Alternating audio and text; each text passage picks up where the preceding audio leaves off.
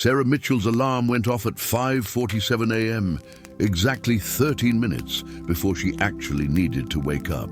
She'd read somewhere that successful people never hit snooze, that they conquered their day from the moment consciousness returned. So she didn't hit snooze. She never hit snooze. She laid there in the dark for exactly 13 minutes, staring at the ceiling of her pristine bedroom, practicing gratitude like the self-help podcast had instructed. I'm grateful for this new day.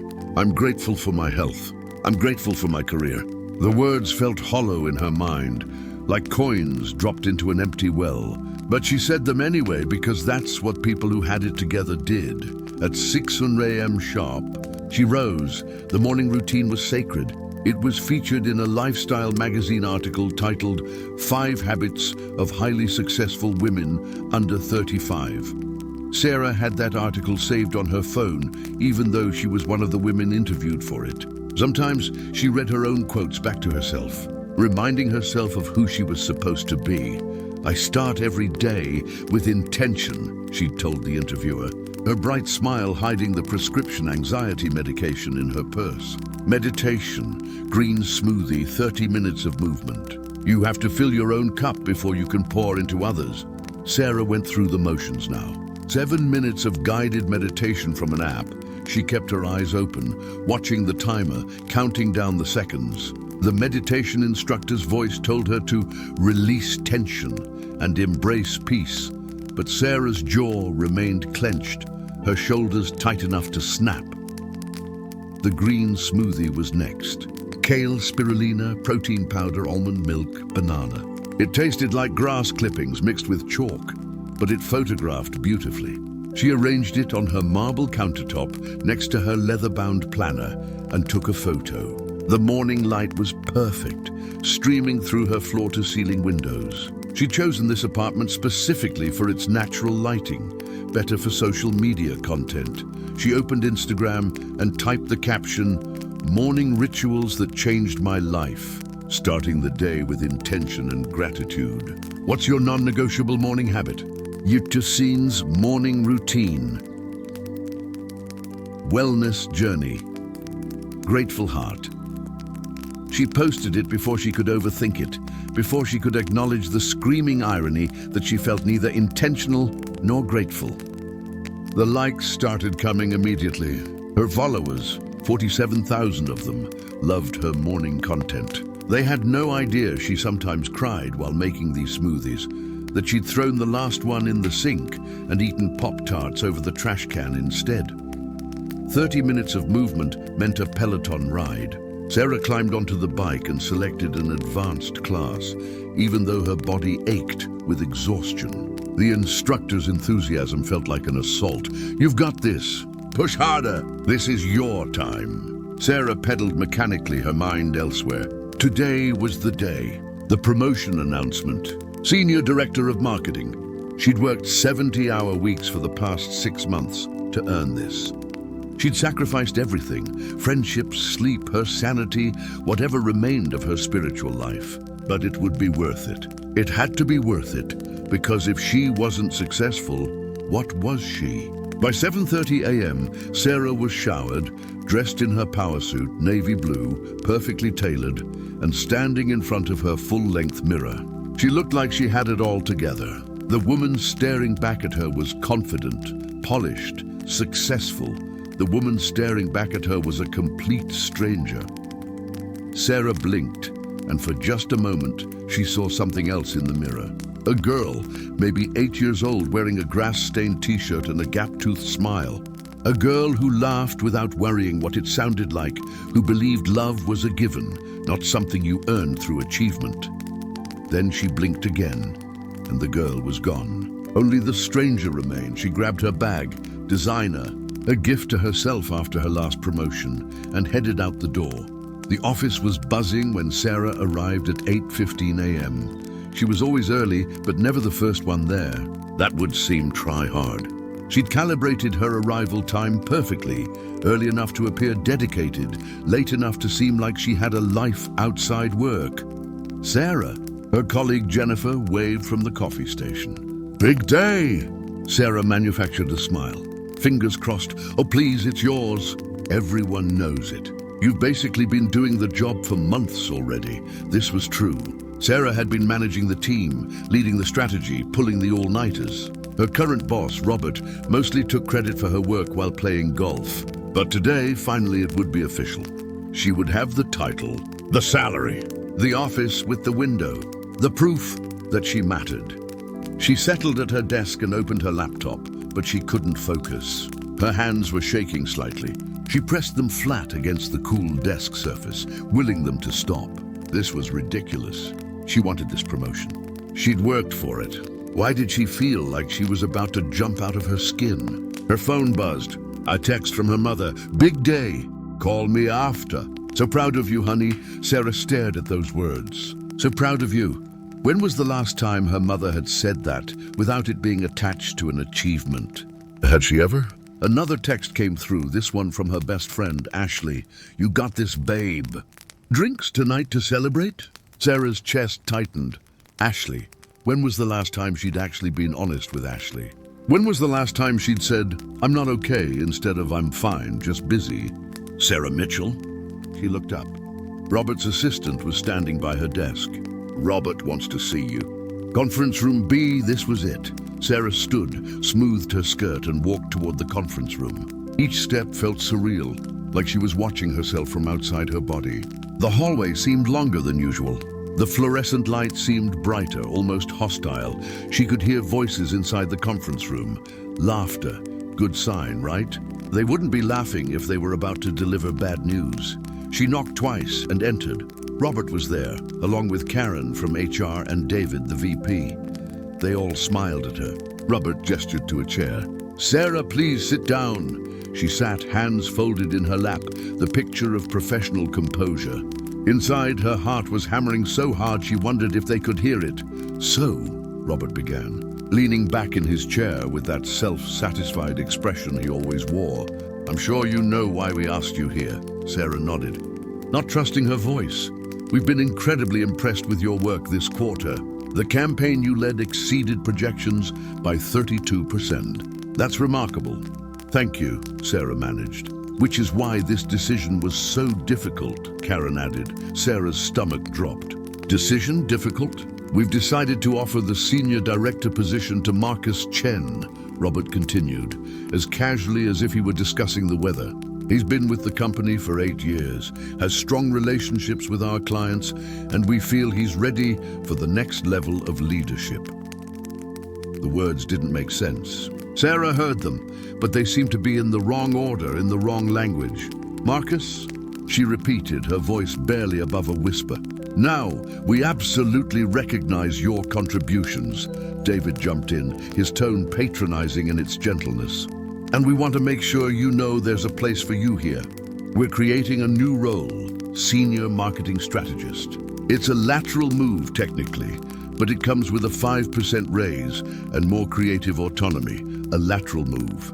After 6 months of killing herself, after sacrificing everything, we think you'll really thrive in a more creative capacity, Karen added. You're so talented, Sarah. And who knows? When another director position opens up, you'll be first in line. Sarah's vision was tunneling. The room felt too small, too hot. She could hear her own breathing, rapid and shallow. She needed to say something. Thank you, of course. I understand. Whatever the right words were, she needed to say them, but her throat had closed up entirely. Sarah! Robert's voice seemed far away. Are you okay? She stood abruptly, the chair scraping loudly against the floor. I need a moment. Excuse me. She walked out of the conference room, moving on autopilot. She heard Karen call after her, but she kept walking, past her desk, past Jennifer, who started to say something congratulatory before reading Sarah's face and stopping mid-sentence. Past the elevator, too slow, too public. She burst through the door to the women's bathroom and barely made it into a stall before her legs gave out. She sat on the closed toilet lid, her carefully constructed composure shattering into 1,000 pieces. The sobs came from somewhere deep, somewhere she'd kept locked up for years. Her whole body shook with them. She pressed her hand against her mouth, trying to stay quiet, but the pain was too big to contain. It wasn't about the promotion. Or maybe it was about the promotion and everything else. Every sacrifice, every exhausting performance. Every morning she'd woken up feeling empty despite doing everything right. She'd done everything right. The routine, the work, the image. She'd been perfect, or as close to perfect as humanly possible. And it still wasn't enough. She still wasn't enough. When would she be enough? The question broke something inside her, because she knew the answer. Never. She would never be enough because the goalpost kept moving. Another promotion, another achievement, another performance. And even if she got it all, every title, every accolade, every external validation, she would still be this, empty, exhausted, alone. She don't know how long she sat there. Time became elastic, meaningless. Eventually, the tears slowed. Her breathing steadied, though her chest still ached. She became aware of her surroundings again. The harsh bathroom lighting, the chemical smell of industrial cleaner, the sound of the ventilation system. Her phone was buzzing. She pulled it from her pocket with shaking hands. 17 missed calls, 23 text messages. Her assistant, Robert, Karen, Jennifer, Ashley, her mother. She couldn't do this. Couldn't go back to her desk and pretend to be fine. Couldn't smile and say she understood. Couldn't perform for one more second. Sarah stood, her legs unsteady. She looked at herself in the bathroom mirror. Her makeup was destroyed, black mascara tracks down her cheeks. Her eyes were red and swollen. Her perfect hair was disheveled. She looked exactly how she felt, wrecked. For once, the outside matched the inside. She grabbed her purse, left the bathroom, and walked straight to the elevator. If anyone tried to stop her, she didn't notice. She pressed the button for the ground floor and leaned against the elevator wall, closing her eyes. The parking garage was dim and cool. Sarah found her car and got in, starting the engine without any plan of where to go. She just drove. Out of the garage, out of downtown, away from the office, away from her apartment, away from her carefully curated life. She drove through neighborhoods she didn't recognize, past strip malls and parks and schools. The midday sun was bright, almost mocking in its cheerfulness. The radio played pop songs about love and summer and living your best life. Sarah turned it off. She thought about calling someone. Ashley, her mother. But what would she say? That she'd fallen apart over not getting a promotion? That sounded ridiculous, privileged, weak. They would tell her it was okay, that another opportunity would come along. They would try to fix it, to cheer her up, to remind her of all the things she should be grateful for. But Sarah didn't need someone to fix it. She needed someone to see. To see her, the real her, the mess underneath the polish. And she'd spent so long hiding that person, she wasn't sure anyone knew she existed anymore. She pulled into a random parking lot, needing to stop, needing to think, or maybe needing to not think. She put the car in park and looked up at where she'd landed. It was a community center, old and slightly run down. The brick was faded, the landscaping overgrown. A faded banner hung over the entrance. All are welcome here. Sarah almost laughed. She definitely didn't feel welcome anywhere right now. But then she noticed a smaller sign by the door, handwritten on a whiteboard. Tuesday, 12:30 p.m., recovery meeting. You don't have to be fixed to be loved. She read it again. You don't have to be fixed to be loved. Something in those words cracked her open all over again. Fresh tears spilled down her cheeks. When was the last time someone had loved her? Really, loved her, without her having to be fixed first? Without her having to be successful or impressive or put together? She thought of Sunday mornings, sitting in the back row of church, arriving late and leaving early. She'd been attending for 2 years, but she'd never joined a small group, never volunteered, never let anyone know her name. Because how could God love her when she was this, anxious, medicated, performing, pretending. Surely she needed to get her act together first. Surely she needed to fix herself before she could approach him. But what if she couldn't? What if she'd been trying to fix herself for 32 years, and this broken, exhausted, desperate woman was all she would ever be? Before she could talk herself out of it, Sarah got out of her car. Her heels clicked against the pavement as she walked toward the community center entrance. Her power suit felt ridiculous here, too formal, too much. She pushed open the door. The interior was dim after the bright sunlight. It smelled like old carpet and coffee. A bulletin board on the wall was covered with flyers for AA meetings, GED classes, food bank schedules. A woman behind a reception desk looked up and smiled. "Can I help you, honey?" Sarah opened her mouth, but no words came out. What was she even doing here? "The recovery meeting is in the basement," the woman said gently, as if she could read Sarah's confusion. "Down those stairs, second door on the left. They just started, but it's fine to go in late. Everyone's welcome." Sarah nodded, not trusting herself to speak. She walked toward the stairs, each step feeling heavier than the last. She could still turn around, go back to her car, go home. Pretend this day never happened. But then what? Go back to the apartment where she performed wellness, back to the office where she performed competence, back to the church where she performed faith. She was so tired of performing. Sarah descended the stairs and found the second door on the left. She could hear voices inside, someone speaking. Her hand hovered over the doorknob. Her heart was racing again, but this time it felt different. Not panic, something else, something like hope, fragile and terrifying. She turned the knob and pushed the door open. The room was small, arranged in a circle of mismatched chairs. About 15 people sat there, ranging in age from maybe 20 to 70. They all looked up as she entered. Sarah froze, suddenly, hyper-aware of how out of place she looked in her expensive suit and heels. Come in," said a woman with kind eyes and gray-streaked hair. "We're just getting started with sharing. Have a seat anywhere." Sarah slipped into an empty chair near the back, her hands gripping her purse like a life raft.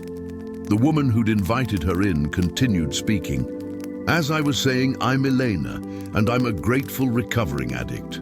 Been clean for 7 years now, but I remember like it was yesterday what it felt like to think I was beyond help. To think I had to fix myself before I could be loved, before I could come to God, before I could deserve community." Sarah's breath caught. But the truth I learned, the truth that saved my life, is that love isn't something we earn. Grace isn't something we become good enough for. We're loved right where we are, in the mess, in the addiction, in the brokenness. We're loved there. The words washed over Sarah like water over parched ground. She blinked rapidly, trying not to cry again. She'd already cried more today than she had in the past 5 years combined. "Would anyone like to share?" Elena asked, scanning the circle. Several people spoke. A man named Tom talked about struggling with alcohol, how he'd pushed everyone away, how lonely it was to pretend to be okay. A younger woman named Jessica shared about her anxiety, about the panic attacks, about feeling like she was drowning. Each story landed in Sarah's chest like recognition. These people, these strangers, were speaking her truth. Anyone else? Eleanor's eyes landed on Sarah. "We have a newcomer today. No pressure to share, honey, but if you want to, we're listening." Sarah shook her head quickly. She couldn't. She didn't even know these people. She shouldn't even be here. This was for people with real problems, addiction, homelessness, genuine crises. Not for privileged marketing executives who fell apart over a promotion. But then Elena said something that changed everything.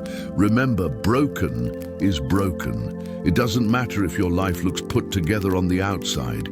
If you're hurting on the inside, you belong here. There's no hierarchy of pain.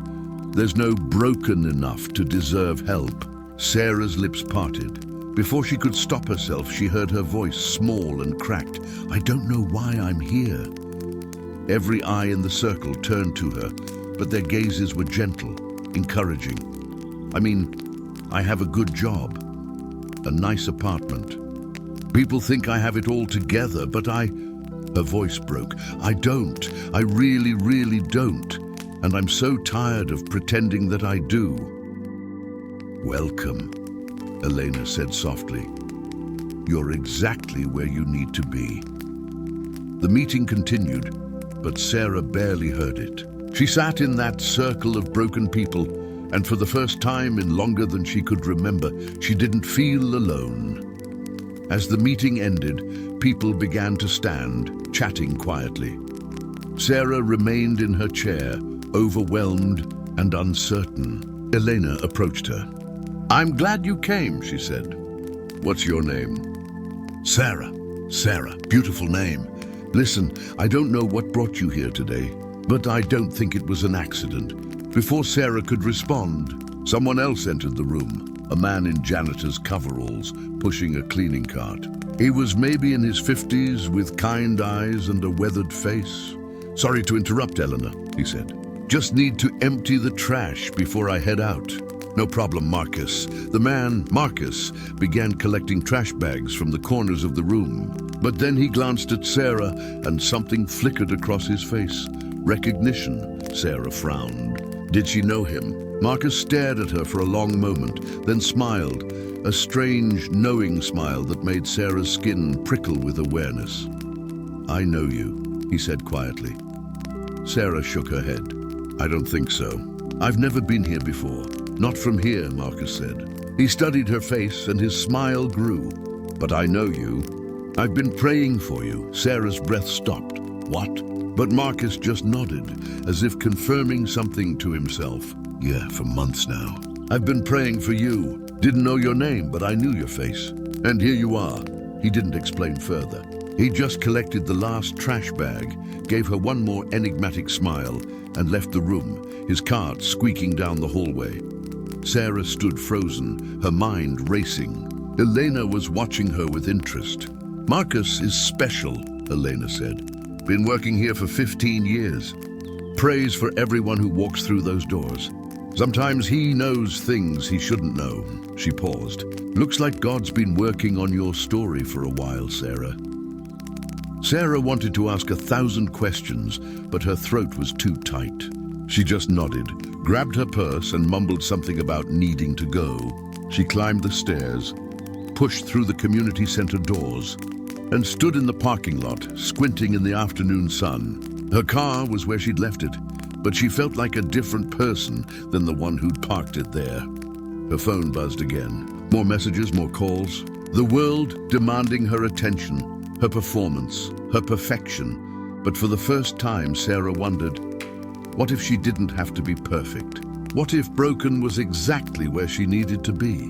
What if love, real love, God's love, was available to her right here, right now, in this parking lot, in this disaster of a day, in this exhausted, imperfect, desperate state? You don't have to be fixed to be loved. Sarah looked back at the community center, at the faded banner proclaiming, all are welcome here. Maybe, she thought, maybe. She got in her car and drove home, but something had shifted. The performance wasn't over. She knew that. She'd have to face the office, the questions, the expectations. She'd have to keep showing up to her life, but now she knew something she hadn't known this morning. There was a place for broken people. And maybe, just maybe, there was a place for her. Sarah didn't go back to work that afternoon, or the next day. She called in sick, which wasn't entirely a lie. She felt sick in a way that had nothing to do with fever or flu. It was a soul sickness, a bone-deep exhaustion that no amount of sleep could cure. She spent Wednesday in her apartment, avoiding her phone, avoiding the world. The perfectly curated space that usually brought her satisfaction now felt like a museum exhibit, the life of someone who has it together. Everything was in its place. The throw pillows arranged just so, the books on her shelf organized by color, the kitchen counter clear of clutter. It looked like a Pinterest board come to life. It looked nothing like how she felt inside. By Thursday morning, Sarah knew she couldn't hide forever.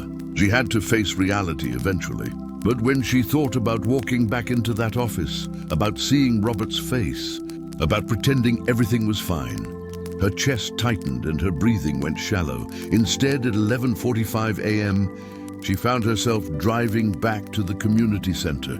She told herself she was just going to drive by, that she wouldn't go in.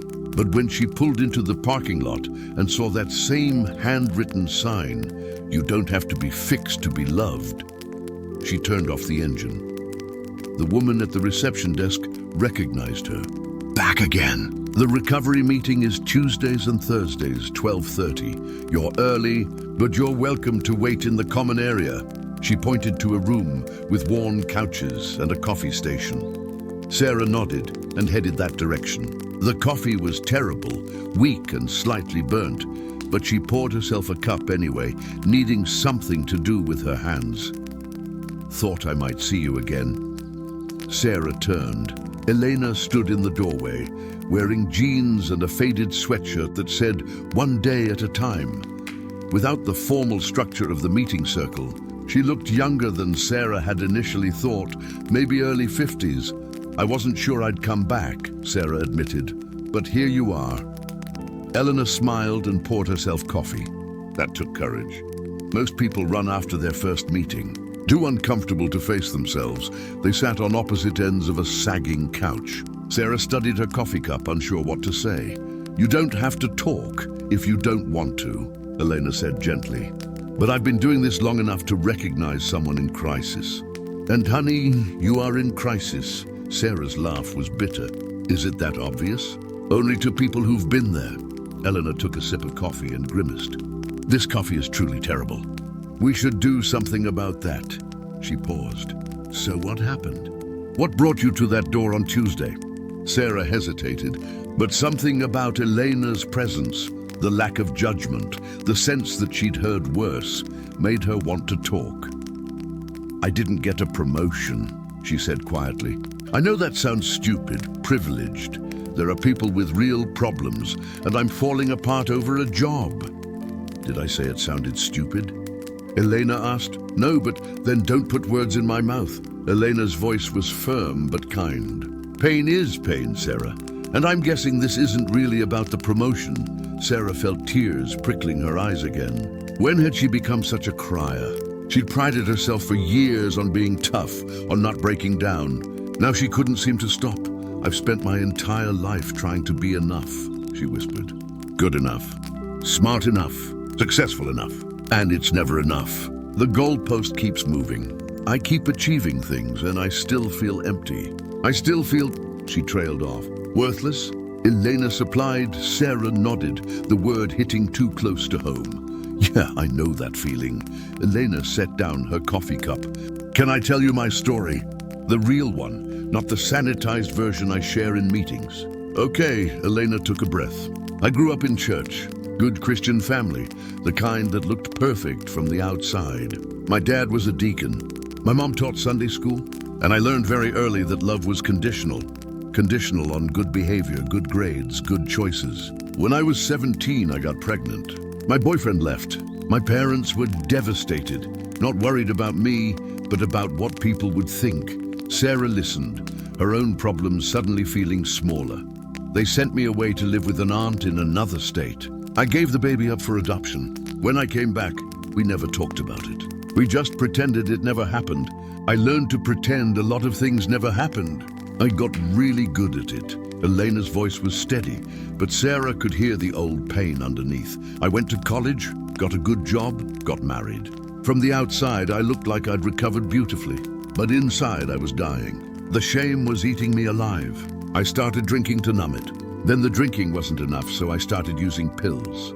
Then harder stuff. Within 5 years, I'd lost my job, my marriage, my house. I was living in my car, stealing to support my habit." Sarah's eyes widened. This put-together woman in front of her had lived in her car. "Rock bottom came on a Tuesday morning," Elena continued. "I woke up in a hospital after an overdose. The doctor told me if I kept using, I'd be dead within 6 months. And you know what my first thought was? Good, at least then I won't have to pretend anymore." "Elena." "But then this chaplain came to visit me. Little old black man, probably 75, with the kindest eyes I'd ever seen. He sat down and said, "God loves you exactly as you are right now. Not who you're going to be when you get clean. Not who you were before you started using. You're right here in this hospital bed, smelling like vomit and regret. He loves this version of you." Elena's eyes were bright with unshed tears. I didn't believe him. I argued with him. I told him all the things I'd done, all the ways I'd failed. And he just kept saying, "I know." And he loves you anyway. You don't have to clean yourself up first. You don't have to earn it. You're loved right where you are. Sarah was crying now, quiet tears sliding down her cheeks. That was 7 years ago. Been clean ever since. Not because I'm strong or special, but because I finally understood grace. Real grace. The kind that loves you in your mess, not after you clean it up. Elena reached over and squeezed Sarah's hand. That's what I saw in your face on Tuesday. Someone who's been trying to clean herself up for God instead of coming to him dirty. The words landed like arrows, each one finding its target. Sarah had spent her entire life trying to be good enough for love. Her parents' love, her boss's love, God's love. She'd never considered that love might be available without the performance. "I don't know how to stop performing," Sarah admitted. "It's all I know." "Then maybe it's time to learn something new." Eleanor stood up. "Come on, meeting's about to start." The Thursday meeting was smaller than Tuesday's, only about 10 people. Sarah recognized a few faces. She took the same seat near the back, but this time she didn't feel quite as much like an imposter. Tom, the man who'd shared about his alcoholism on Tuesday, spoke again. He talked about his daughter's birthday party, how he'd almost relapsed because being around his ex-wife and her new husband was too painful. But he'd called his sponsor instead. He'd stayed sober. His voice cracked when he talked about his daughter hugging him goodbye. "She told me she was proud of me," he said, wiping his eyes. "And for the first time, I believed I deserved it. Not because I've been perfect, I haven't, but because I'm trying. Because I'm showing up." Sarah thought about her own parents. When was the last time they'd been proud of her just for showing up? When was the last time she'd given them the chance to be? When it came time for sharing, Sarah surprised herself by raising her hand. "I'm Sarah," she said, her voice shaky. "And I'm not an addict, at least not to substances, but I think I'm addicted to achievement, to perfection, to the performance of having it all together." The words tumbled out about the promotion, about the panic attack, about the years of striving and the crushing exhaustion of it all. She told them about sitting in the back row at church for 2 years, too afraid to let anyone see the real her. She told them about the Instagram posts and the morning routines and the constant, relentless effort to appear okay.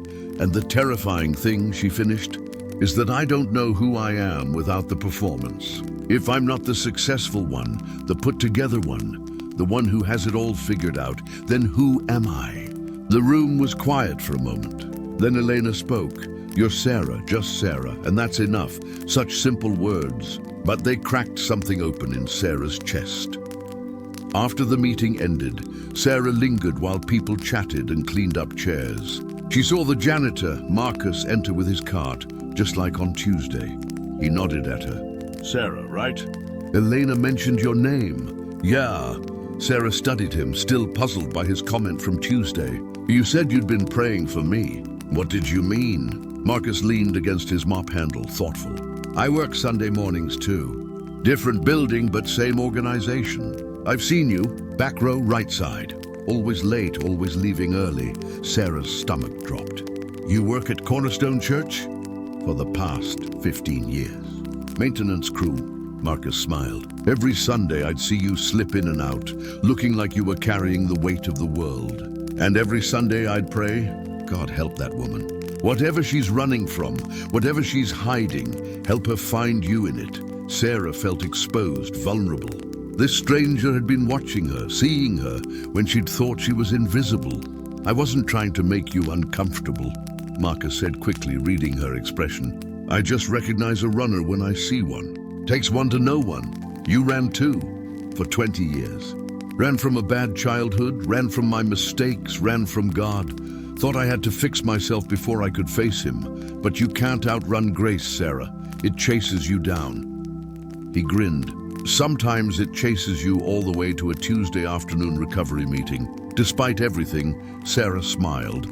Is that what happened? Grace chased me here. I think so. And I think you're right where you're supposed to be, Marcus resumed, mopping. See you Sunday. Front row this time, maybe. Sarah laughed, the sound surprising her. Let's not get crazy. Maybe middle row. That night, alone in her apartment, Sarah did something she hadn't done in months. She opened her Bible. It had been a gift from her grandmother years ago, before she passed. The leather cover was soft with age, the pages thin and delicate. Sarah flipped through it randomly, not looking for anything in particular. The pages fell open to Psalm 139. Sarah began to read, and with each verse she felt something shifting inside her. You have searched me, Lord, and you know me. You know when I sit and when I rise. You perceive my thoughts from afar. God knew her, really knew her, not the Instagram version, or the office version, or the church version, the real her. Where can I go from your spirit? Where can I flee from your presence? If I go up to the heavens, you are there. If I make my bed in the depths, you are there. She couldn't outrun him, even in her hiding, even in her performing, even in her breakdown. He was there, but it was the next part that broke her. For you created my inward parts. You knitted me together in my mother's womb. I praise you because I am fearfully and wonderfully made. Fearfully and wonderfully made. Not fearfully and wonderfully achieving. Not fearfully and wonderfully performing. Just made. Just existing was enough. Sarah closed the Bible and sat in the silence of her apartment. For the first time in days, maybe years, she didn't try to fill the quiet with productivity or distraction. She just sat with it. Sat with herself, sat with God. Her phone buzzed. She'd been ignoring it for days, but curiosity made her check. 47 missed calls, 63 text messages, 15 voicemails. Most were from work, Robert, Karen, her assistant colleagues. But there were also messages from friends, from her mother, from Ashley. Ashley's most recent text read, Sarah, I'm worried. This isn't like you. Please call me. I don't care about the promotion. I care about you. Sarah stared at that message for a long time. I care about you. When was the last time she'd let someone care about the real her? When was the last time she'd been honest enough for that to be possible? She typed out a response. Can we have coffee tomorrow? I need to talk. The real kind of talk. Ashley's response came immediately. Yes, I'm here, always. Sarah set down her phone and looked around her apartment. The perfect lighting, the color-coordinated bookshelves, the curated life. It was beautiful, but it was also a prison. Maybe it was time to stop curating and start living. Friday morning, Sarah met Ashley at their usual coffee shop. But instead of ordering her usual perfect oat milk latte, Sarah ordered a regular coffee, black. No performance necessary. Ashley arrived in a whirlwind of energy, her curly hair wild, her outfit slightly mismatched. She'd always been the opposite of Sarah, messy, spontaneous, authentically herself. Sarah had always envied that, though she'd never admitted it. Okay, spill, Ashley said, sliding into the booth. What's going on? And don't give me the I'm fine, just busy line. I know something's wrong. Sarah took a breath. This was it, the moment of truth. I had a panic attack at work on Tuesday, she said. A really bad one, in the bathroom. I didn't get the promotion I'd been killing myself for, and I just broke, completely fell apart. Ashley's eyes widened. Sarah, and then I drove to this random community center and ended up in a recovery meeting. And I've been going back. Because it turns out I've been performing my entire life and I'm exhausted, Ash. I'm so exhausted. The words kept coming, faster now. Years of held-back truth spilling out over terrible coffee shop coffee. Sarah told her about the Instagram lies, about the morning routines that made her cry, about sitting in the back of church feeling like a fraud. She told her about Elena and Marcus and the sign that said she didn't have to be fixed to be loved. Ashley listened to all of it, tears streaming down her face. When Sarah finally stopped talking, Ashley reached across the table and grabbed her hands. "I'm so sorry," Ashley whispered. "For what?" "For not seeing it. For not pushing harder when you said you were fine. For not," she paused, "for letting you perform for me too." Sarah squeezed her hands. "I didn't give you a choice. I never let you see anything real. Well, I'm seeing it now. And you know what?" Ashley's voice was fierce. "I love you more like this. Messy and real and falling apart. This is the Sarah I've been waiting to meet." Something in Sarah's chest loosened. She'd been so afraid that showing people her brokenness would make them leave. But Ashley was leaning in, not pulling away. They talked for 2 more hours until the coffee shop staff started giving them looks about taking up the table. Sarah told her about the Bible falling open to Psalm 139, about Marcus's mysterious prayers, about Elena's story of rock bottom and redemption. "So what are you going to do?" Ashley asked as they finally gathered their things to leave. "I don't know," Sarah admitted. "I have to go back to work eventually. I have to face Robert and everyone else. I have to figure out if I even want that job anymore." "What do you want?" It was such a simple question, but Sarah realized she had no idea how to answer it. She'd spent so long trying to want the right things, the things that would make her successful, impressive, valuable. She'd never asked herself what she actually wanted. "I want to stop performing," she said finally. "I want to be real. I want to breathe." Ashley hugged her tight. "Then do that. Whatever it takes. I've got your back." Sunday morning arrived too quickly. Sarah stood in front of her closet, staring at her carefully curated church clothes. In the past, she'd always worn something polished but not too formal. Something that said, "I have it together, but I'm not trying too hard." Today, she grabbed jeans and a simple sweater. No performance. She arrived at Cornerstone Church at 9:45, early enough to not be late, but not so early that she'd have to make small talk. The sanctuary was filling up. Sarah's usual seat in the back right corner was empty, calling to her like an old habit, but she thought of Marcus's words. Front row this time, maybe? Compromise, she thought. Middle row. Sarah walked halfway down the aisle and slid into a seat. It felt terrifyingly exposed. People could see her from behind now. She couldn't make a quick exit if she needed to. The worship team started playing, and Sarah stood with everyone else. But this time, instead of mouthing the words while her mind wandered, she actually sang. Her voice was shaky and off-key, but it was real. The song was one she'd heard 100 times. Come as you are, that's how I want you. Come as you are, feel quite at home. Come as you are. Sarah felt tears sliding down her cheeks again. She was so tired of crying, but maybe this was part of it, part of letting herself feel instead of perform. When the music ended and the pastor began to speak, Sarah actually listened. Pastor David was in his 60s, with kind eyes and a gentle manner. She'd heard him preach dozens of times, but had never really heard him. Today, his message was on the woman at the well from John 4. This woman had a reputation, Pastor David said. She came to the well at noon, the hottest part of the day, because she was avoiding the other women who came in the cool morning. She was hiding, ashamed. She'd had 5 husbands and was currently living with a man she wasn't married to. In her culture, she was an outcast. Sarah leaned forward, and Jesus could have confronted her sin first. He could have told her to clean up her act before he'd speak to her. But what does he do instead? He asks her for water. He sees her. He knows everything about her, all her mistakes, all her shame. And his first move is connection, not condemnation. The sanctuary was silent. The woman tries to deflect, to argue about theology, to avoid the personal. But Jesus keeps bringing her back to the truth. He knows her, really knows her. And he's offering her living water anyway. Not after she fixes herself, not after she gets her life together. Right there in her mess, in her shame, in her hiding, he offers her grace. Sarah's hands were shaking. How many of us are like her? Pastor David asked. Hiding. Coming to God at noon instead of morning, hoping no one will see us. Trying to clean ourselves up before we approach him. But that's not how grace works. Grace meets us in our mess. Grace says, I know everything about you and I love you anyway. Come as you are. The message continued. but Sarah was stuck on those words. I know everything about you, and I love you anyway.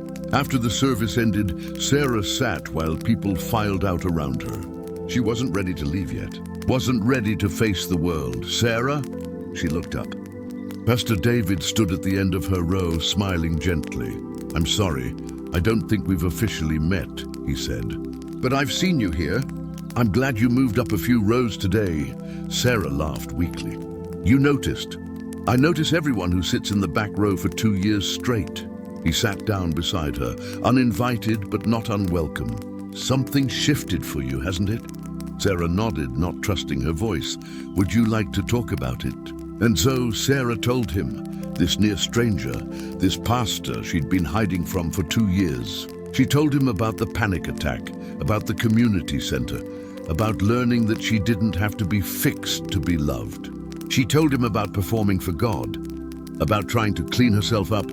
First, Pastor David listened to all of it with the same gentle attention he'd given his sermon. I spent 20 years in ministry before I understood grace, he said when she finished.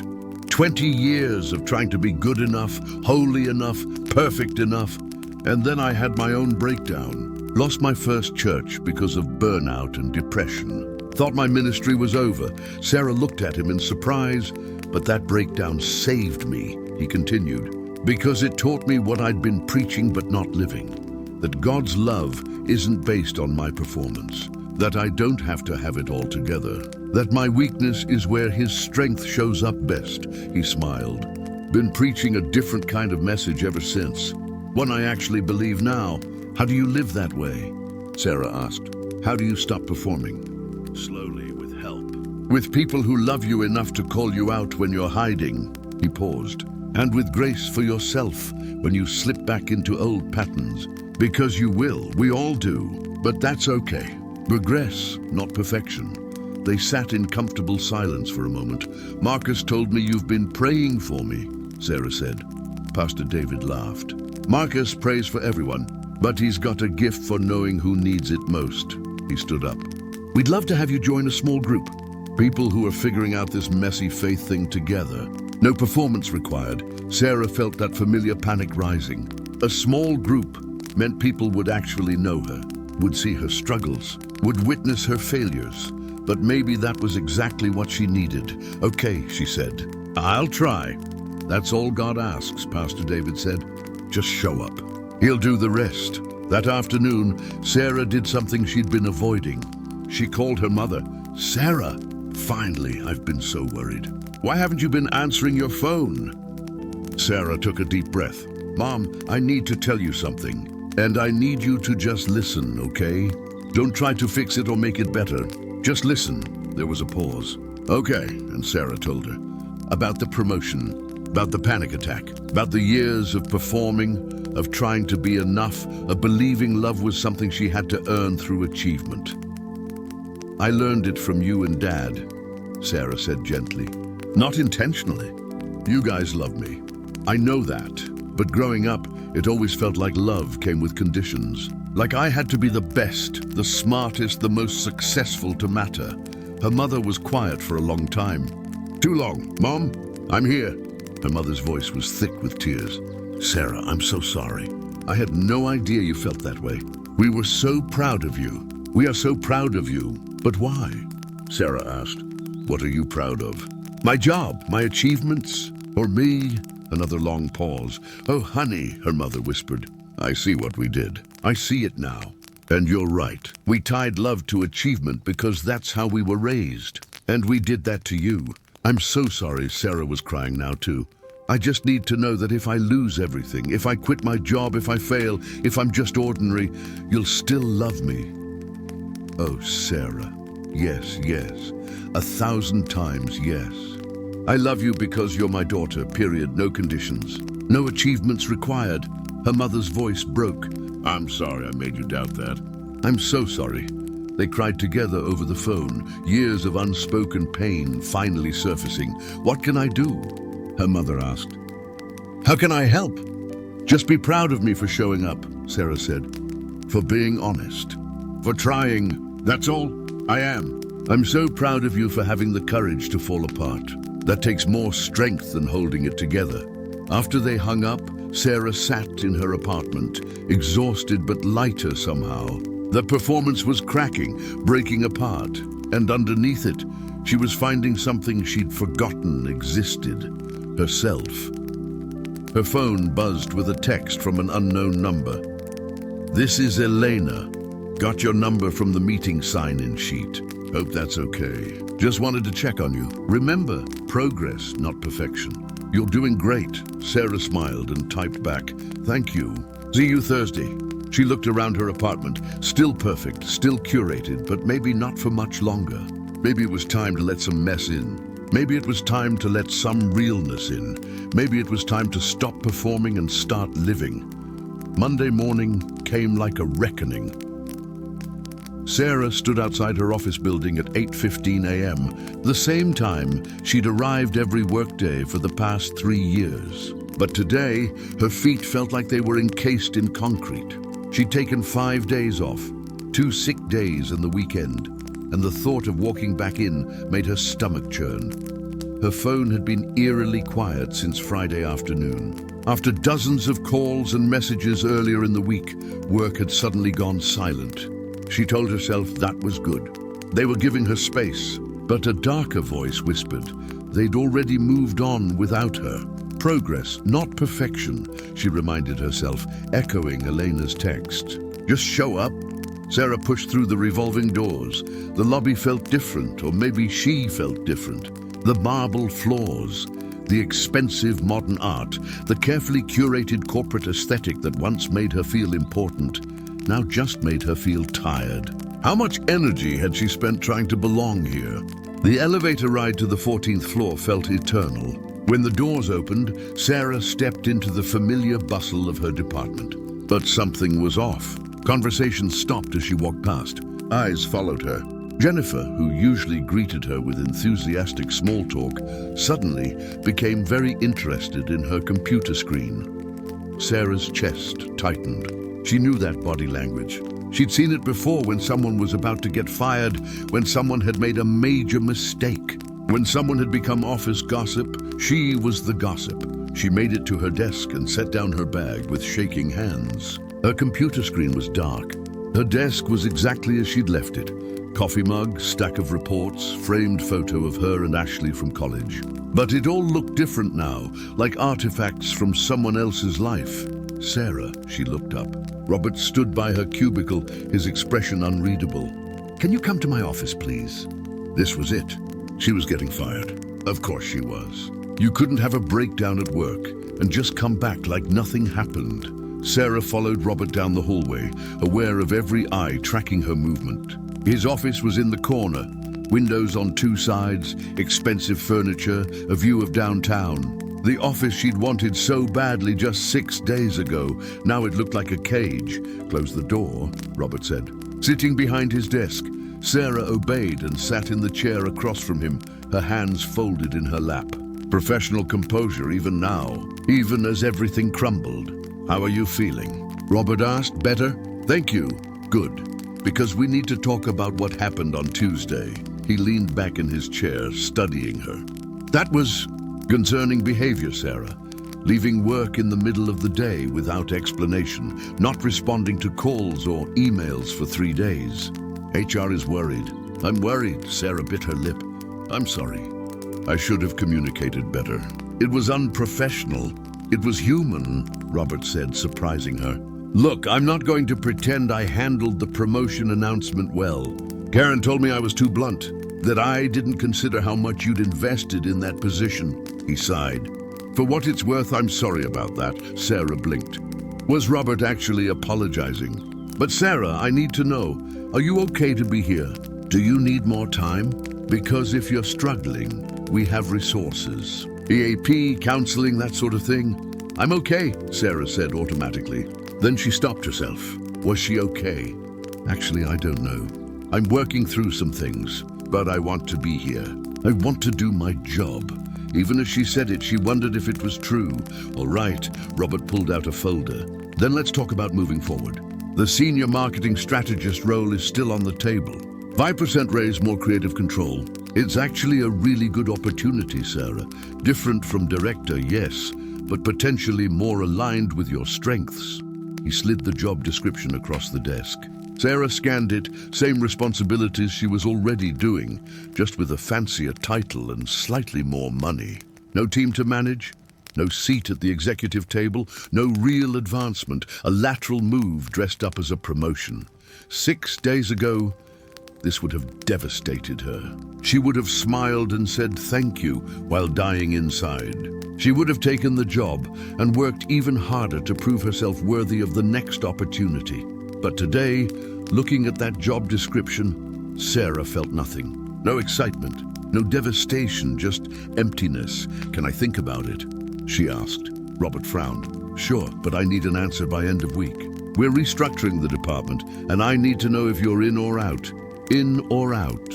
Such a simple ultimatum, but it felt bigger than just this job. It felt like a question about her entire life. "I'll let you know by Friday," Sarah said. The rest of the day was excruciating. Sarah tried to focus on work, but her mind kept wandering. Every glance from a coworker felt loaded with judgment. Every conversation she wasn't part of felt like it was about her. At lunch, she hid in the bathroom, different bathroom, not the one where she'd broken down, and scrolled through her phone. She had a text from Ashley. "How's the first day back?" "You surviving?" Sarah typed, "Barely. Everyone's acting weird." Ashley's response came quickly. "They're probably just worried. You're usually so together, and you disappeared for a week." That's not you, but that was the problem, wasn't it? The person they were worried about wasn't the real her. It was the performance. And now that the performance had cracked, nobody knew what to do with her. At 3 p.m., Sarah received an email from Jennifer. "Coffee? Need to talk to you about something." Sarah's stomach knotted, but she replied, "Sure, 3:30. They met at the coffee shop on the ground floor. Jennifer ordered her usual elaborate drink, something with 4 modifications that the barista had to write down. Sarah ordered black coffee, Jennifer noticed. "Since when do you drink black coffee? You're an oat milk latte person." "Trying something different," Sarah said. They sat at a corner table. Jennifer fidgeted with her cup, clearly uncomfortable. "So," she finally said, "everyone's talking about what happened. About you leaving on Tuesday. About the promotion." Sarah's face burned. "Of course they are. I tried to shut it down, but you know how it is. Office gossip." Jennifer leaned forward. "Sarah, are you okay?" "Like really okay?" "Because you've been acting different, quieter." And then the breakdown. "It wasn't a breakdown," Sarah said defensively. Then she stopped. Why was she still pretending? "Actually, it was. It absolutely was a breakdown." Jennifer's eyes widened. "I had a panic attack in the bathroom because I didn't get a promotion I'd been killing myself for. And then I drove to a random community center and ended up in a recovery meeting. And I've been going back because it turns out I have no idea who I am without my job performance." The words came out harsh, bitter. "So yeah, everyone can stop whispering." "That's the truth." Jennifer stared at her for a long moment. Then to Sarah's surprise, she laughed. Not mockingly, but with something like relief. "Thank God," Jennifer said. "What?" "Thank God you're finally being real. Sarah, I've worked with you for 3 years, and I've never known you." "Not really. You're always so perfect, so put together, so untouchable. And honestly, it's exhausting to be around. Like you make the rest of us feel like we're not trying hard enough." Sarah felt like she'd been slapped. "I didn't mean to. I know you didn't. But that's what performance does. It isolates people." Jennifer softened. "But this messy, honest version of you, I like her. She seems real." They talked for another 30 minutes. Jennifer shared her own struggles, her anxiety medication, her therapy sessions, her imposter syndrome. Things Sarah never knew because she'd never asked. Too busy maintaining her own facade. "We're all pretending," Jennifer said. "Every single person in that office. We're all scared we're not good enough, that we'll be found out, that we're failing. But nobody admits it, so we all feel alone." Sarah thought about the recovery meeting, about Tom and Jessica and Elena, about how sharing their brokenness had created connection instead of isolation. "What if we stopped pretending?" Sarah asked. Then we'd probably all be a lot happier, Jennifer said. But also probably unemployed. Corporate America doesn't really reward vulnerability. She was joking, but Sarah heard truth in it. This environment demanded performance. It rewarded image over authenticity. And Sarah had played the game better than anyone. But she was so tired of playing. That evening, Sarah went to the community center, even though there was no meeting scheduled. She found Marcus in the gymnasium, setting up chairs for what looked like a youth basketball practice. Sarah, he waved her over. Twice in 1 week, and it's not even meeting day. Must be serious. Is Elena around? In her office. End of the hall door with all the stickers. Sarah found Elena's office easily. The door was indeed covered in stickers, mostly inspirational quotes and cartoon characters. She knocked. Come in. Elena's office was chaotic in the best way. Papers everywhere. Coffee mugs on every surface, photos covering the walls. It looked lived in, real, messy. It looked like the opposite of Sarah's apartment. Sarah, what's up? Elena gestured to a chair piled with folders. Just move those somewhere. Sarah sat, holding the folders in her lap. I went back to work today. It was awful. Tell me about awful. Sarah described the stairs, the gossip, the meeting with Robert, the conversation with Jennifer. Everyone's treating me differently, like I'm broken, like I'm fragile. And maybe I am, but I hate that they can see it. They always could, Elena said gently. They just didn't say anything before. What do you mean? Sarah, you think you were hiding, but people saw. They saw you were struggling. They saw you were exhausted. They saw the cracks in your perfect performance. They just didn't know how to talk to you about it because you wouldn't let them in. Sarah felt defensive. I was protecting myself. I know. But protection is also prison. Elena leaned back in her chair. Here's what I learned. You can't control what people think about you. You can perform and pretend and perfect all you want, but people will still form their own opinions. So you might as well be real. At least then, the people who love you will actually be loving you. Not some character you're playing. But what if the real me isn't enough? Enough for what? For whom? Elena's voice was firm but kind. Sarah, you're asking the wrong question. The question isn't, am I enough? The question is, who am I trying to be enough for? Sarah sat with that. Who was she trying to be enough for? Her parents, her bosses, her social media followers, God, everyone but herself. I don't know if I want that job, Sarah admitted. The strategist position. It's what I should want. It's still good money, still a decent title. But when Robert offered it, I felt nothing, just empty. Then maybe that's your answer. But what else would I do? This is my career. I've spent 10 years building this, Elena smiled. And maybe you needed those 10 years to learn what you don't want. That's not wasted time, Sarah, that's wisdom. Wednesday night, Sarah attended her small group for the first time. Pastor David had connected her with a women's group that met in someone's home. Sarah almost backed out 3 times before finally forcing herself to drive there. She sat in her car outside the house for 10 minutes, watching through the window as women laughed and talked, looking comfortable and real. She didn't belong here. These were women who had real faith, who weren't pretending. She was an imposter, but then she remembered Elena's words. You can't control what people think. You might as well be real. Sarah took a deep breath and knocked on the door. A woman about her age answered, smiling warmly. You must be Sarah. I'm Rebecca. Come in, come in. We're just getting started. The living room held about 8 women, ranging from maybe mid-20s to mid-50s. They sat on couches and floor cushions, holding coffee mugs and Bibles. It felt casual, intimate, nothing like the polished women's ministry events Sarah had avoided at church. Everyone, this is Sarah, Rebecca announced. Pastor David thought our group would be a good fit. The women introduced themselves. Rebecca, the host. Monica, a nurse. Jasmine, a teacher. Amanda, a stay-at-home mom. Others, whose names Sarah immediately forgot because her anxiety was too loud. We're studying the book of John, Rebecca explained. Tonight we're in chapter 8, the woman caught in adultery.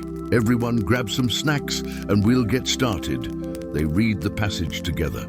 Sarah followed along in her phone's Bible app.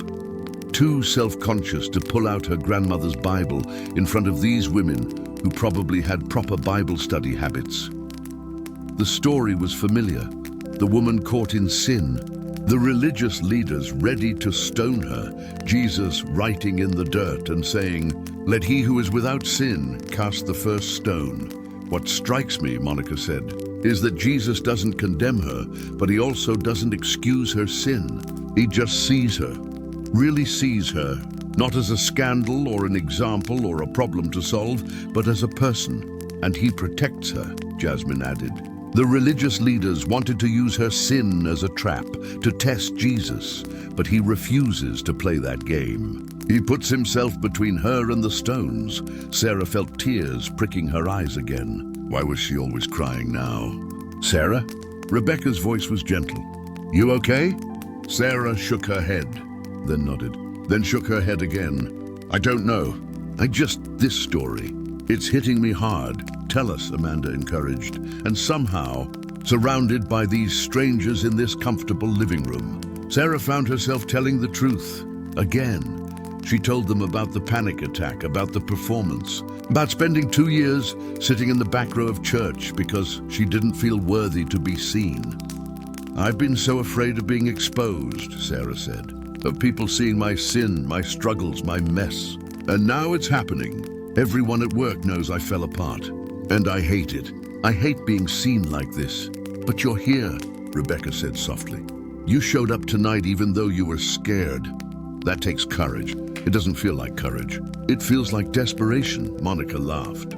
"Most courage does. Do you think that woman had a choice about being exposed? She was literally dragged into the street. But Jesus met her there in her exposure, in her shame. And he didn't condemn her. He saved her. "Go and sin no more," Jasmine quoted.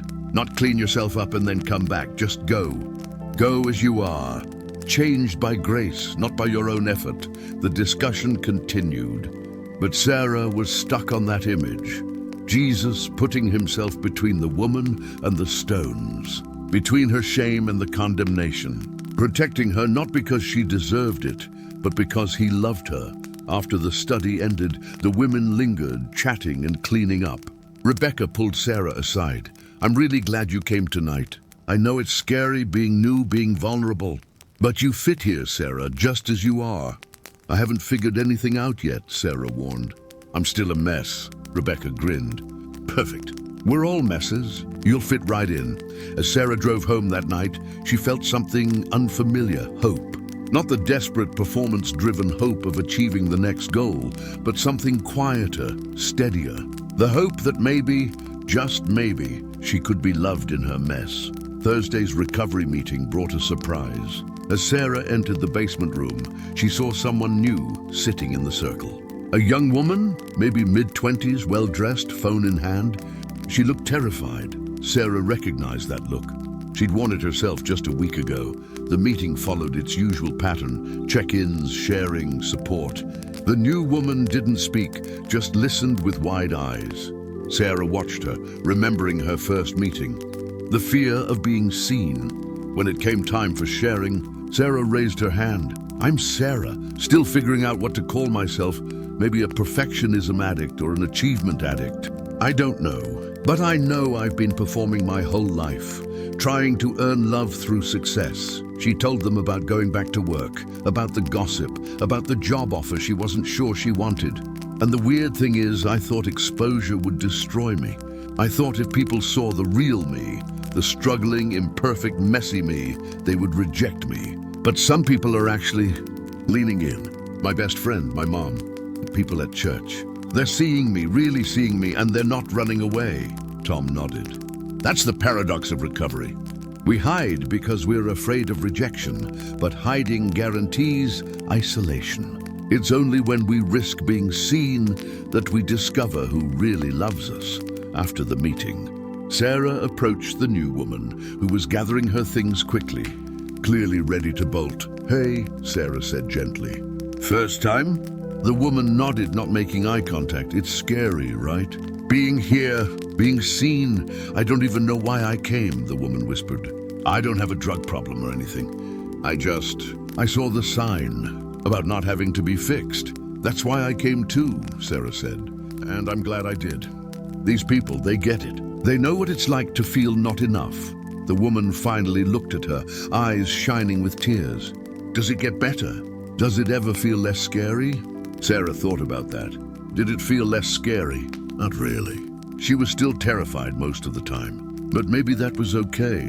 I don't know about less scary, Sarah said honestly, but it feels less lonely. And that makes it bearable. The woman nodded and hurried out. Sarah watched her go, wondering if she'd come back.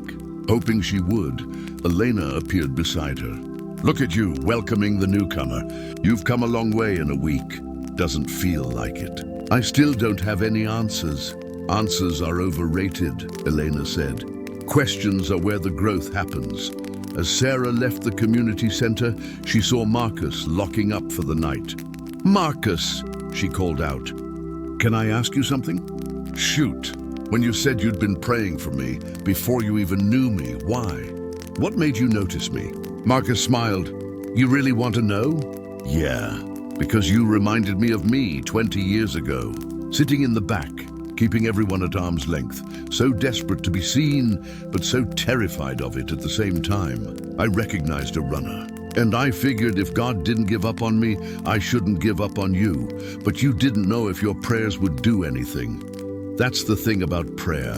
Sarah, it's not about controlling outcomes. It's about being faithful to see people the way God sees them, as worth fighting for, even when they can't fight for themselves. He unlocked his truck. And look what happened. You're here. You're showing up. You're letting yourself be seen. Those prayers were answered. Sarah drove home with those words echoing in her mind. Worth fighting for, even when they can't fight for themselves. Was she worth fighting for? Was the real her, not the performed version, but the actual broken, struggling Sarah, worth loving? God seemed to think so. Her friends seemed to think so. Maybe it was time she started thinking so too. Friday arrived with the weight of a deadline. Sarah had to give Robert her answer about the job by end of day. But when she woke up at 5:47 a.m., old habits dying hard, she still had no idea what to say. She lay in bed, staring at the ceiling. For the first time in years, she didn't get up at 6 a.m. sharp. She didn't meditate or make a green smoothie or post on Instagram. She just lay there letting herself be still. Her phone buzzed with a reminder, job decision due today. Sarah picked up her phone and opened Instagram. Her last post was from Monday morning, the carefully staged coffee and planner shot with the caption about morning rituals. It had 347 likes, dozens of comments. You're so inspiring. Goals. Teach me your ways. They had no idea she'd been falling apart when she posted it. They had no idea that the woman in that photo didn't really exist. Sarah scrolled through her feed. Every post was a performance. The perfect outfit, the perfect meal, the perfect life. Each one had taken multiple attempts, careful filtering, strategic captioning. Hours of her life spent creating an illusion. For what? On impulse, Sarah opened her camera and took a photo of herself right then. No makeup, hair messy, still in her pajamas, eyes tired. She looked like a normal person. She looked real. Her finger hovered over the post button. She couldn't, could she? This wasn't on brand. This didn't fit her aesthetic. Her followers would, what? Unfollow her? Judge her? See her as human? Maybe that's exactly what needed to happen. Sarah typed a caption. Real talk. I haven't had it together in a long time. Been pretending, performing, hiding behind filters and captions. Had a breakdown last week. Still figuring things out. But I'm learning that maybe being real is more important than being perfect. Here's to showing up messy. Then breezy, no filter, suck real life. She hit post before she could change her mind. Then she immediately regretted it. What had she done? She'd just exposed herself to 47,000 people, admitted weakness publicly, destroyed her carefully curated image. Sarah threw her phone across the bed and got up, her heart racing. She needed to delete it, take it down before anyone saw it. But when she grabbed her phone again, notifications were already flooding in. Comments, dozens of them, hundreds. Sarah braced herself for the criticism, the judgment, the "what were you thinking" messages, but the comments weren't what she expected. "Thank you for this. I thought I was the only one struggling. You just gave me permission to be real. Thank you. I've been following you for 2 years, and this is the first post that made me feel like you were a real person. More of this, please. I'm crying reading this. I needed to hear this today." More and more poured in. Stories of hidden struggles, confessions of exhaustion, gratitude for authenticity. People Sarah had never met, telling her that her breakdown, her mess, had somehow helped them. Sarah sat on her bed, stunned. All this time, she'd thought perfection was what people wanted. But what they actually craved was permission to be imperfect. Her performance hadn't inspired them, it had isolated them. But her honesty, that connected. Her phone rang. "Ashley, did you really just post that?" Ashley's voice was a mix of shock and pride. "I think I did something stupid. Are you kidding? That's the bravest thing I've ever seen you do." Do you see the comments? "Sarah, you're helping people," or "making a fool of myself." "Same thing sometimes," Ashley said. "Listen, I'm proud of you. Whatever you decide about that job, I'm proud of you." After they hung up, Sarah sat with that word, proud. People kept saying it, her mother, Ashley, Elena, Pastor David. They were proud of her for falling apart, for being honest, for showing up messy. Maybe that was the real achievement. Sarah went to work that morning, knowing what she had to do. But knowing it and doing it were different things. She spent the morning going through the motions, emails, meetings, reports. At lunch, she sat in the break room alone, working up the courage. Several co-workers had mentioned her Instagram posts, surprising her. "That was really brave," one woman from accounting said. "I've been struggling with postpartum depression but haven't told anyone at work. But seeing your post, I don't know. It made me feel less alone." Another colleague, a man Sarah barely knew, stopped by her desk. "Hey, I saw your post. My wife has been dealing with anxiety. Would it be weird if I asked what helped you?" "Like what resources?" Sarah gave him Elena's number at the community center, gave him Pastor David's contact, shared what little wisdom she'd gained in one chaotic week. She was helping people, not through her achievements or her perfect image, but through her brokenness. At 4:30 p.m., Sarah knocked on Robert's office door. "Come in." He looked up from his computer. "Sarah, do you have an answer for me?" Sarah sat down, her hands folded in her lap. Professional composure, except this time it wasn't a performance. It was just respect, I do. And I hope you'll understand. She took a breath. "I'm going to decline the strategist position. Actually, I'm resigning." Robert's eyebrows shot up. "Resigning?" "Sarah, if this is about the promotion, it's not. Or it is, but not the way you think." Sarah found herself smiling, surprising them both. "Robert, I've spent 10 years building a career in marketing, and I've been good at it. But I've also been miserable. I've been performing, pretending, sacrificing my mental health and my relationships for a job that I don't even want anymore. So what will you do?" "I don't know yet, and that terrifies me. But staying here, climbing a ladder I don't want to climb anymore, that terrifies me more." Robert leaned back in his chair, studying her. "You know, Karen said something after you left on Tuesday. She said, that woman needs a change, not a promotion. I thought she was being dramatic, but maybe she was right. She was right." "Well," Robert stood and extended his hand. "I'm sorry to lose you, Sarah. You're talented, but I hope you find whatever you're looking for." Sarah shook his hand. "Thank you. I'll stay for 2 weeks, help with the transition." "Appreciated." Sarah walked out of his office feeling lighter than she had in years. She'd just quit her job, her identity, her security, her proof of worth. And instead of panic, she felt relief. She went back to her desk and started drafting a transition plan. Jennifer appeared beside her cubicle, eyes wide. "Did you just quit?" "Yeah, Sarah. What are you going to do?" "No idea," Sarah admitted. "Isn't that wild?" Jennifer stared at her like she'd grown a second head. "You're the most planned person I know. You have backup plans for your backup plans. And you just quit without knowing what's next?" "Yep. Who are you and what did you do with Sarah Mitchell?" Sarah laughed, a real laugh, the kind that came from her belly. "I'm figuring that out." That evening, Sarah went to the community center even though it wasn't a meeting day. She found Elena in her office, as usual, buried in paperwork. "Sarah, what brings you by?" "I quit my job today." Elena looked up sharply. "On purpose or accidentally?" "On purpose." "Very on purpose." "Well, damn," Elena grinned. "How does it feel?" "Terrifying. And amazing. And terrifying. That sounds about right." Elena pushed aside her papers. "So what now?" "That's actually why I'm here. This is going to sound crazy, but do you need help?" "Here at the center. I know you're always saying you're understaffed, and I was thinking maybe I could volunteer or work here. I don't know what I'm qualified for, but I'm a fast learner, and yes." Sarah stopped mid-ramble. Yes, we need help.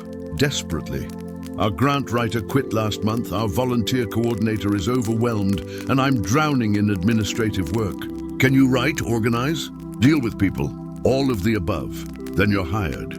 Well, not hired, we can't afford to pay much. But there's a part-time position open. 20 hours a week, barely minimum wage. It's not glamorous, Sarah. It's messy work with messy people in a messy building. But it matters. Sarah felt tears welling up again. "When can I start?" "After your 2 weeks' notice. Come in and we'll figure out the details." Eleanor's expression softened. "Sarah, are you sure about this? This is a big change. You're walking away from a successful career for what? Helping addicts and poor people in a rundown community center?" "Yeah," Sarah said. "That's exactly what I'm doing. Because somewhere in the past week, surrounded by broken people telling truth, Sarah had discovered something. These people, the addicts, the struggling, the imperfect, they were her people. They saw her. They knew her. They loved her anyway. That was worth more than any corner office. Sunday morning, Sarah walked into church and sat in the middle row. Not the back, not the front, just somewhere in between. Visible but not performing. Present but not perfect. The worship was the same songs, the same rhythms. But Sarah sang differently now. Not worried about her voice. Not thinking about who might be watching. Just singing. During the sermon, Pastor David talked about Peter walking on water. About how Peter did the impossible. Actually walked on water until he took his eyes off Jesus and looked at the waves. Then he started to sink. "But here's what we miss," Pastor David said. Peter got out of the boat. The other disciples stayed safe, stayed dry, stayed in their comfort zone. Peter risked. Peter tried. Peter failed. And when he started to sink, Jesus was right there to catch him. Sarah leaned forward. "Sometimes we think faith means never doubting, never struggling, never sinking. But maybe faith is getting out of the boat anyway. Maybe faith is taking the risk even when you might fail. Maybe faith is calling out, 'Lord, save me.' And when you start to sink," Pastor David paused, "because Jesus doesn't love you more when you're walking on water. He loves you the same when you're sinking, and he'll catch you either way." After the service, Sarah found herself surrounded by her small group women. They'd all seen her Instagram post. "That was incredible," Rebecca said, hugging her tight. "So many women needed to hear that. I'm getting messages from people I haven't talked to in years," Sarah said. "It's overwhelming. That's what happens when you tell the truth," Monica said. "It gives other people permission to do the same." They invited her to lunch, and for the first time, Sarah said yes. They went to a casual restaurant, ordered too much food, and talked for hours. About struggles, about faith, about the pressure to be perfect. Sarah found herself laughing more than she had in years. "Can I tell you something?" Amanda said as they were leaving. "When Rebecca told me Pastor David was connecting a new woman with our group, I looked you up online.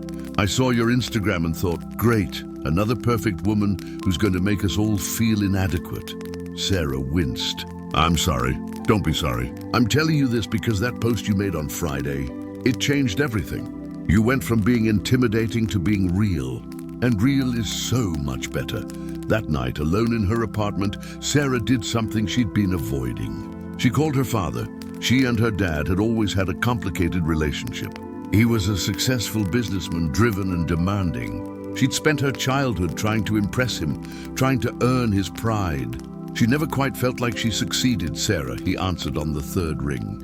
"Your mother told me about Everything, the job, the panic attack. Are you all right? I'm getting there, Sarah said. Dad, I need to tell you something. I quit my job on Friday. Silence, you what? I resigned. I'm going to work at a community center instead, helping people in recovery, doing grant writing and coordination. It's part-time, barely any money, but Sarah, have you lost your mind? You had a great job, a real career, and you're throwing it away for, what, some non-profit charity work? There it was, the disappointment she'd feared her entire life. But this time, instead of crumbling, Sarah felt something else. Clarity. Dad, I've spent 32 years trying to make you proud by being successful, by achieving, by climbing ladders and earning promotions. And I was miserable, completely miserable. I had a panic attack so severe I couldn't breathe. That's not success, Dad. That's slow suicide. Her father was quiet. I know this doesn't make sense to you, Sarah continued, her voice steady. I know you think I'm making a mistake, but for the first time in my life, I'm making a choice based on what I actually want, not what I think I should want. And I need you to be okay with that. Or at least, I need to be okay with you not being okay with it. More silence. Then her father's voice, quieter than before. Your mother said something similar, that we'd put too much pressure on you, that we'd made you think our love was conditional. It felt conditional, Dad. It still does. That was never our intention. He sighed deeply. Sarah, I pushed you because I didn't want you to struggle like I did. I grew up poor. I worked my way up from nothing. I wanted better for you. But maybe I confused better with more successful. Sarah felt tears sliding down her cheeks. I don't know if I can be happy about this decision, her father admitted. But I don't want to lose you over it. So, if this is what you need to do, then do it. And I'll try to understand. It wasn't the unconditional acceptance Sarah craved, but it was honest. And honesty, she was learning, was better than performed approval. Thank you. Dad, that means a lot. After they hung up, Sarah sat in her apartment, the perfectly curated, magazine-worthy apartment, and looked around with new eyes. The throw pillows arranged just so, the color-coordinated bookshelves, the pristine kitchen that looked like it had never been used. It was beautiful, and it was suffocating. Sarah stood up and walked to her bookshelf. She pulled books off randomly, mixing up the color coordination. She grabbed the throw pillows and tossed them haphazardly on the couch. She went to her kitchen and actually used it. Made a real meal, not for a photo, just for herself. She made a mess and didn't clean it up immediately. She was teaching herself to live instead of perform. Her phone buzzed. A text from a number she didn't recognize. Hi, Sarah. You don't know me, but I saw your Instagram post. I've been sitting in my car outside a church for 30 minutes, too scared to go in. Your post gave me courage. I'm going in. Thank you. Sarah stared at that message for a long time. Her breakdown, the thing she'd thought would ruin her, was giving strangers courage. Her mess was helping people. Maybe that was the point all along.